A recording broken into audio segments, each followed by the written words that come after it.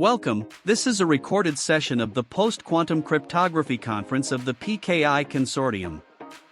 This conference would not have been possible without our sponsors, PQ Shield, SSL.com, Entrust, Keyfactor, HID Global, and the organizational support of the Post-Quantum Cryptography Working Group of the PKI Consortium, and in particular, Entrust, Keyfactor, and Logius.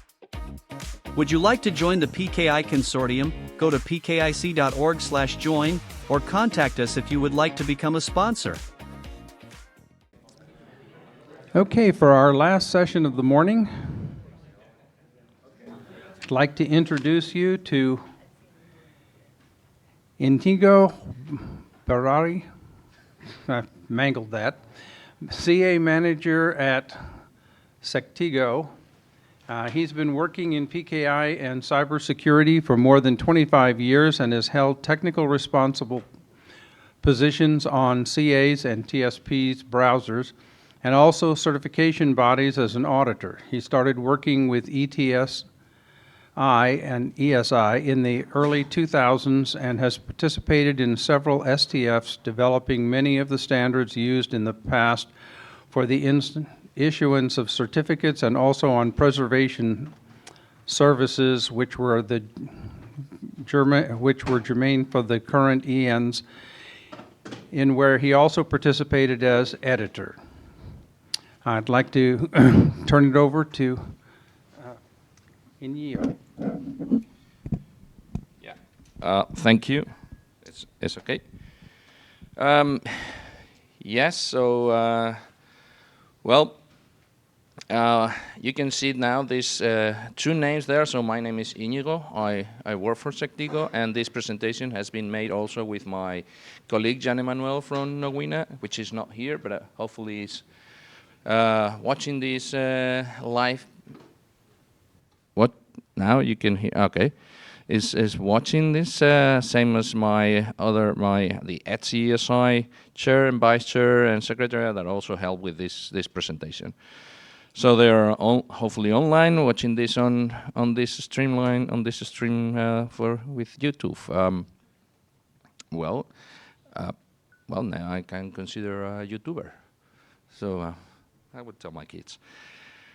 Okay, so this presentation is not going to be. We are mentioning the same stuff that you heard yesterday or today. So we are talking about migration. We are talking about harvest, store now, decrypt later, risk. So same stuff. But there is one thing that we don't use at ETSI is the term PQC. We don't use post-quantum cryptography. But as you can see in the title, Quantum-Safe Cryptography. So it's about the same. But, it's a different term because the idea is to create a cryptography that is safe when quantum is coming. But it's the same. Before starting, thank you for joining or staying. I'd like to know how many of you know what ETSI is or does. Just to know, okay? All right, so good. This is more or less what we are talking about today. So focus on the quantum threat, the methodology, stakeholders, and migration plan. What is ETSI? So ETSI, the term ETSI means European Telecommunication Standards Institute. That's how it was created. Right now, it's just a worldwide standards organization. It's another SDO. In the EU, there are like 3 standards organizations, ETSI, CEN, and CENELEC. ETSI is independent. It's not funded by the governments, the member states, the EU states, and is a non-for-profit organization. The members, anyone can be a member, so you can think of big tech companies, all the big ones in the US, in Europe, in Japan, China. They belong to ETSI, so we are more than 900 members. All they pay a fee. That's how ETSI is funded. It's over 60 countries in all continents. And it's been more than 30 years doing standards. It is divided into different committees. You can see in the link at the bottom. Those committees are only for members, or also accept members and non-members. And well, depending on every committee, they develop different standards. Anyway, you can go to that link and you will see it. Okay, so that is ETSI in general. And then we are talking about ESI, the Technical Committee ESI, which means Electronic Signatures and Infrastructures. This started also many years ago. The interesting part here is the infrastructure, because it covers not only electronic signatures, but everything else. And so what we are doing, so again, we are using here different terminology. So we have a new term called TSPs, Trust Service Providers. This started everything with the first EIDAS regulation, the 910 of 2014, when they created these different terms. From that regulation, we have different TSPs, and these TSPs can be certificate authorities for, well, it is well known for issuing certificates, management of certificates. It could be timestamp authorities. It could be TSPs that create and validate signatures locally and remote. Also for preservation, long-term, for example, e-delivery, and also is developing standards on the trusted list, which is a kind of root store similar to what browsers do. And this is what it came from the first EIDAS regulation. But now, well, we have the so-called EIDAS 2, which is an amended regulation of the first one, is the 1183 last year, which added some additional services. And, well, the main one is the so-called EUDI wallet, the digital identity wallet. With this new product service, it came other standards, attestation of attributes, etc., that we have to start dealing with it. So all these standards that we manage at ETSI ESI are more or less coming from the different regulations. We had before the old directive of 93 from 1999, but now it was a directive, so everything has to, every country has to implement the national law. There were interoperability problems. So, well, different things. Now this is a regulation that is applicable to all countries. So now this is the typical picture that we include in most of the presentation. It's not up to date, so but it's to give you an idea of what the ESI standards we are dealing with. So we can start at the very bottom. You can see the general framework. Well, the numbers I will explain later, but at ETSI ESI we have different standards based on, let's say, importance. So we have ENs, which are European norms. We have TSs, which is technical standards. We have TRs, technical reports, and we have SRs, special reports. And for example, as Corey said just before, all these standards are approved by consensus within ETSI ESI.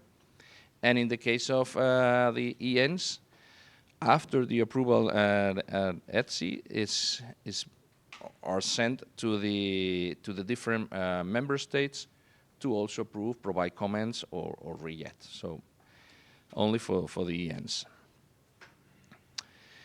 So starting from the bottom, the general framework is just the very basis of how these other standards have been developed. On the left, just above, we have signing devices, and there's an icon of the CEN, which is the other standard organization in Europe. And you see there is a 4 there, so that means it's a CEN standard.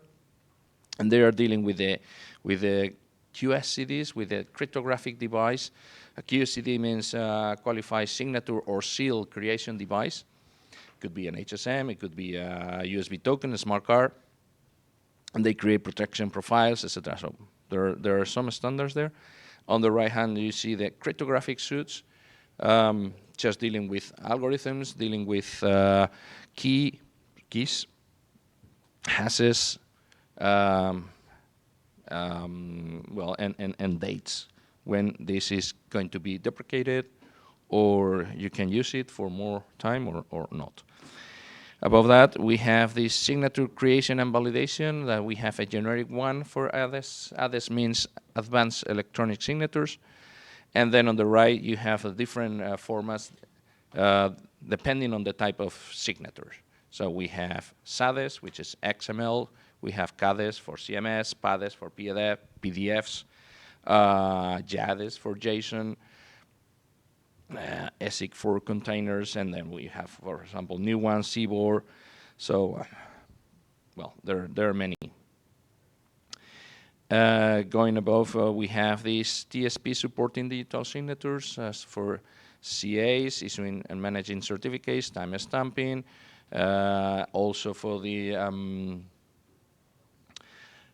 online banking, for the PSD. PSD2 based on the directive of Payment Service Directive. Version 2 now is version 3, so that has to be updated. On the right, we have the TASP, the Trust Application Service Providers, register for electronic register delivery services. We have email register, e-delivery, long-term preservation. And when I said infrastructures, so this is not only for TSP providing services. It is also covering all the type of trust service providers based on the 401. Also, we have standards for the auditors for conformity assessments. So we indicate how auditors have to audit these standards, TSPs that using these standards. We have identity proofing. This came very important during the pandemic because it allowed the remote identification for people, so no need to go to a specific array and then be identified. Now it can be done remotely using your phone. And at the right, you have the trust service status list, which is, as I said, the kind of a root store in where all the qualified trust services providers are being included, and every country has its own trusted list. And you can see, for example, in the EU dashboard, you can see all the trusted list of all countries, which then create the list of lists, the EUTL. So what you can see here in this picture means many standards. So, and just going a bit more on detail.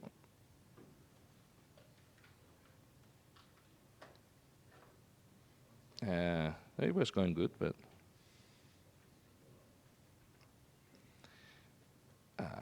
okay.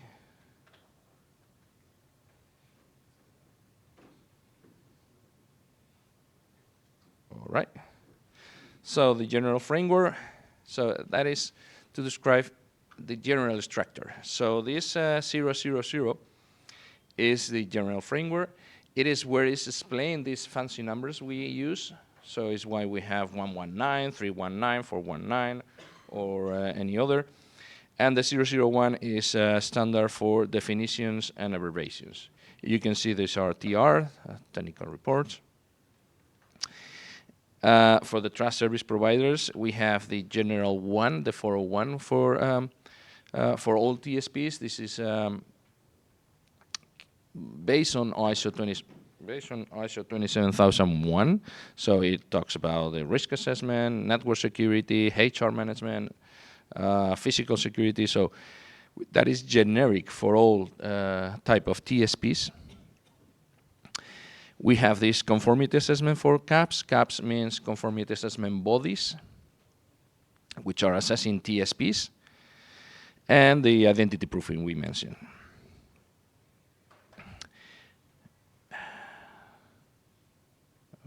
Okay.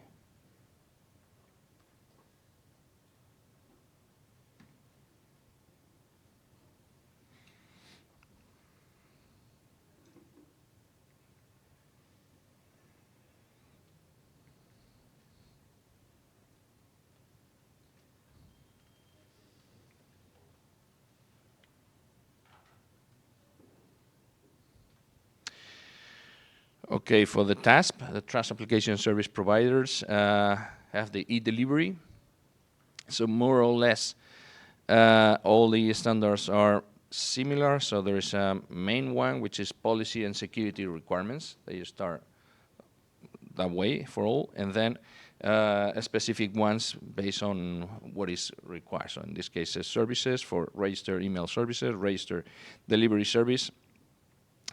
Then as for next one are the preservation. If okay, let's go.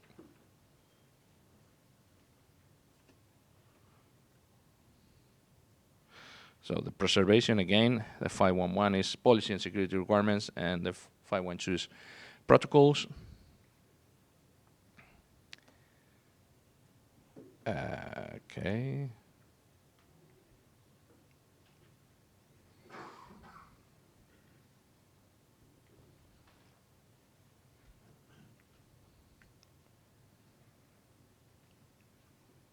Maybe we need to change the batteries. That was happening downstairs too.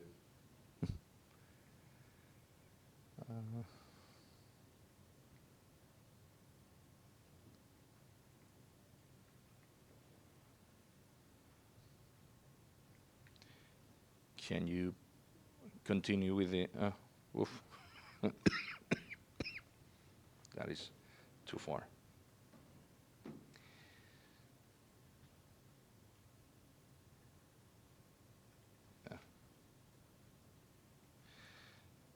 So we can continue with the creation and validation of signatures.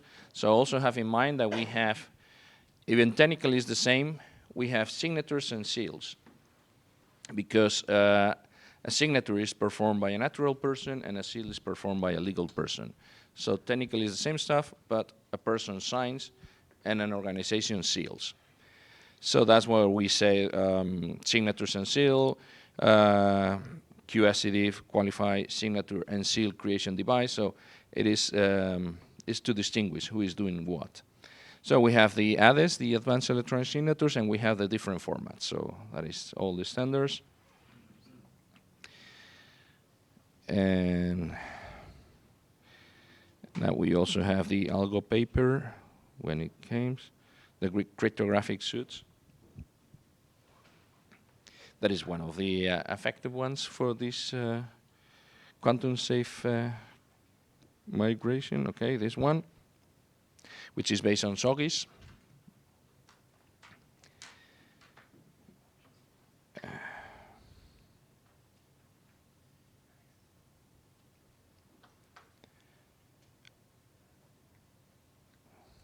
Okay, this is quite slow.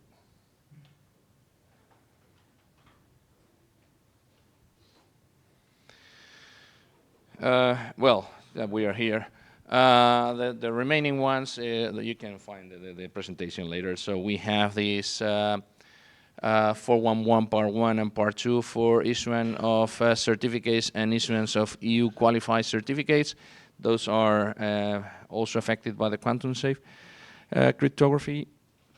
We also have the 421 and 22 for the time stamping. We have all the trusted lists, the 612. So, well, at the end, there are many standards that we are dealing with in ESI. So the quantum threat.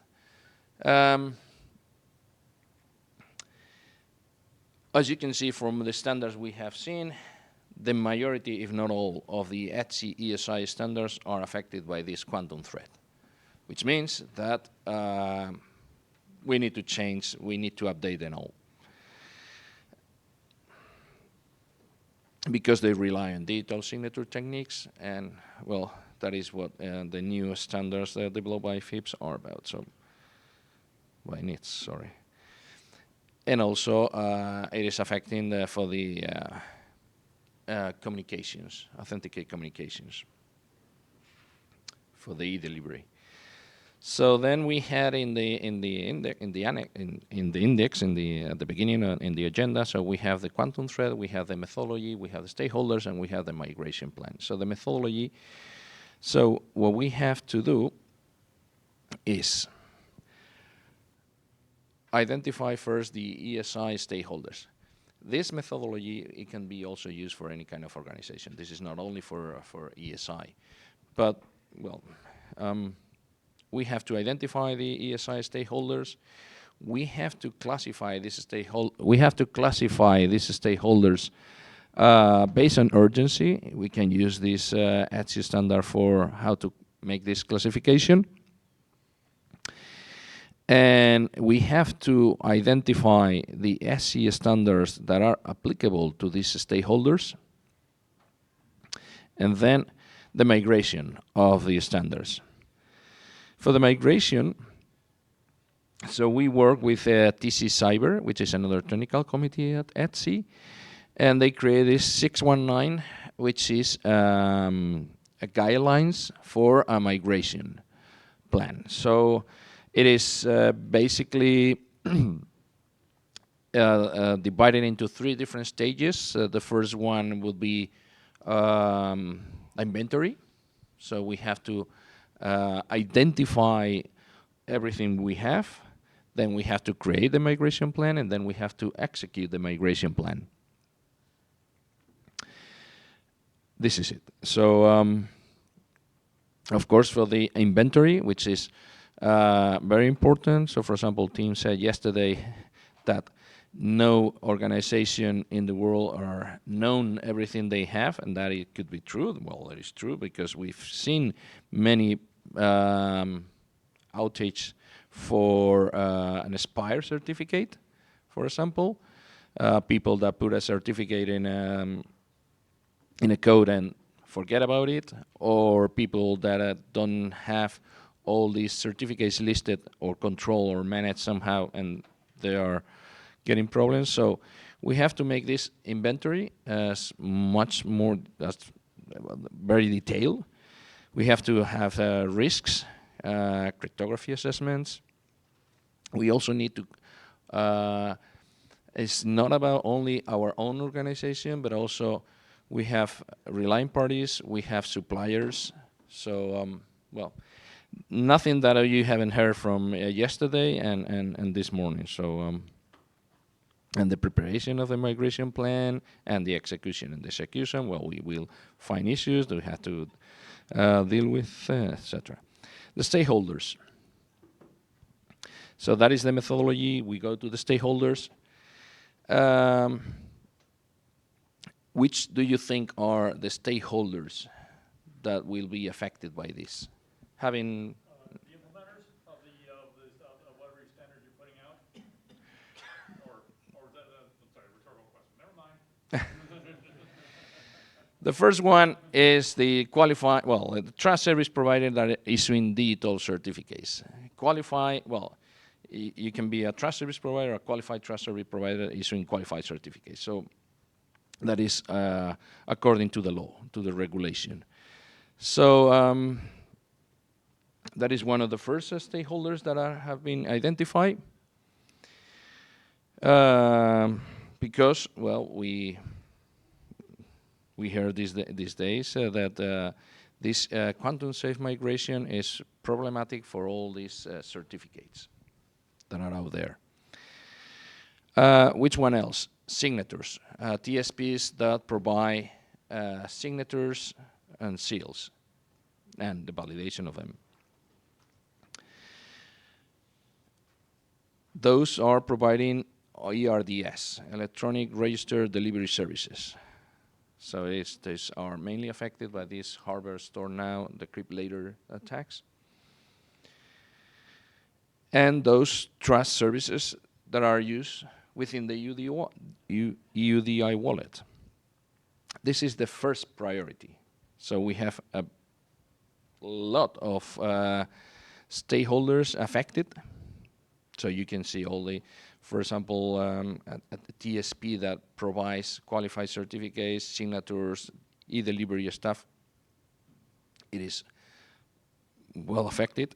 And then the second priority is, well, the rest. If we can see it, or we can move it.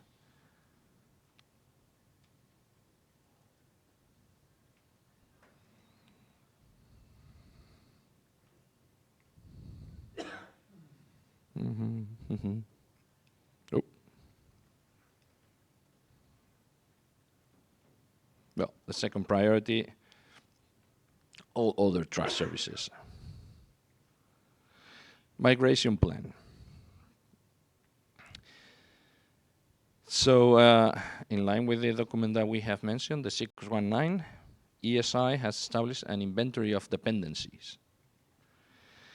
So we have to, in this inventory, we have to check if every asset, every dependency was checked against, or is,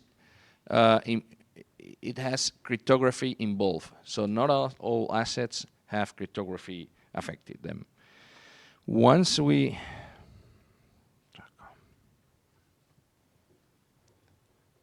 I can speak instead of showing this.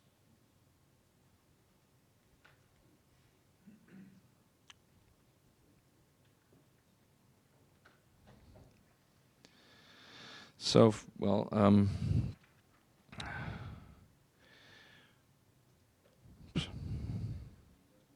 yeah. So for each asset that is involved cryptography, we have to find a candidate to replace it. And in this particular case, we rely very much on other standards organizations. So we rely on ISO, IETF, NIST, W3C, ITUT. So we have, in all our standards, we rely on these other standards from other organizations, and we have to check if there is a specific candidate to replace in the current asset that is affected by this. And well, once all these dependencies have published and checked, and we have these replacement candidates, then we can start with this quantum-safe migration. One thing here is important is that we are not doing this at once. So we are not having a specific timeline as we heard yesterday from NIST and SA, so we are not setting 2030, 2035, 2031 or 2029. So as soon as we have a candidate candidate replacement, the current one, we can use it and provide a new standard. So at ETSI ESI, we have identified a first set of standards that have to go under this quantum-safe migration. So, and as you can see, as based on the stakeholders' priority, first one are the 411 Part 1 and Part 2. I'm the editor of those, the rapporteur, so it's something that I have to. And those related to signatures, the ADES standards. So, well, is that every rapporteur of a standard have to make this implementing of the changes for, so, but,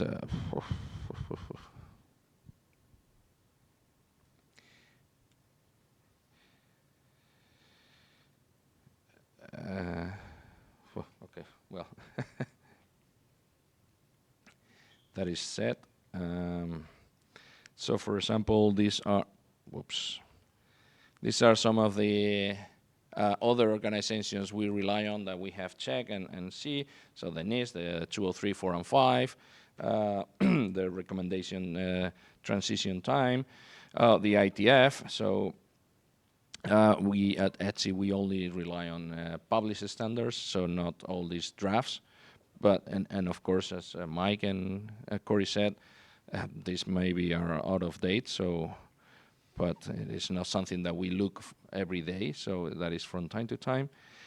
And the conclusion is that, and I'm finishing now, is require TSPs to start the quantum-safe migration using this, in one of the slides, we have this other standard by TC Cyber, which provides a framework that you can use as a guidance.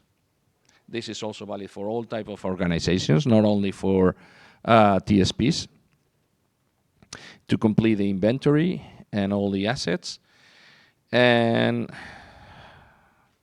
as I said, for the timeline, there's no timeline. We are also doing for signatures, and we are doing same for exchanges. And well, this is an example, and I'm finishing now, the UDI wallet and the use of selective disclosures based on zero knowledge proof. So in the wallet, you have your attributes, and you can disclose which attributes you want to share with a relaying party, and how to do this. Well, it's just an example. So, and this is it. So you can find all the information. The standards are, you can download all the ETSI standards for free. You can go there, so there is no charge for that. You can also, if you don't want to be a member, you can also join the activities. You receive news, and you can also register for standard updates. Thank you. Okay.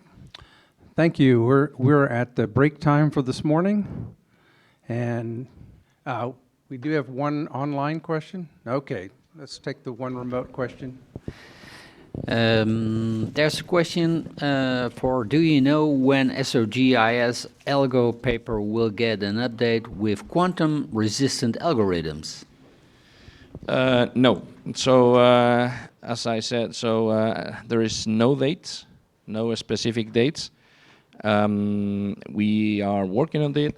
This algo paper is based on SOGIS, so we rely on them.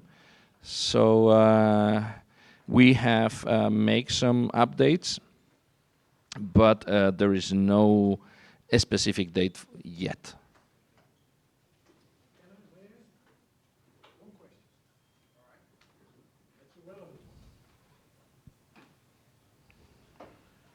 Thank you for your insight. When you look at all the qualified services there are, some of them are more relevant than others. For example, QSeals, Q6 and QSeals are more important for our, in Holland, legal society. We really rely on them. Mm-hmm. Is there a time plan on, or ambition, not a time plan, is there an ambition on where to start first, which have high impact on society in Europe? Yes, so again, there's no timeline, but it's the first, the TSPs issuing qualified certificates, QSign and QSeals, is the first one on the top priority to start with the quantum-safe migration. I'm the editor of those standards, and I have, yes, but the problem is now we are more focused on the ADAS2 and the wallet, but the idea is just to now with the FIPS publication, with the dates that we are having here, during this year, next year, we will need to have this already done. But again, we are relying on other organizations, IETF. So if IETF is not publishing, well, or any other, so, well, but yes, the idea is to do something this year, next year. You can catch up with him following this, and the break area. We appreciate your presence, and hopefully you'll be back after the break. Thank you. Thank you.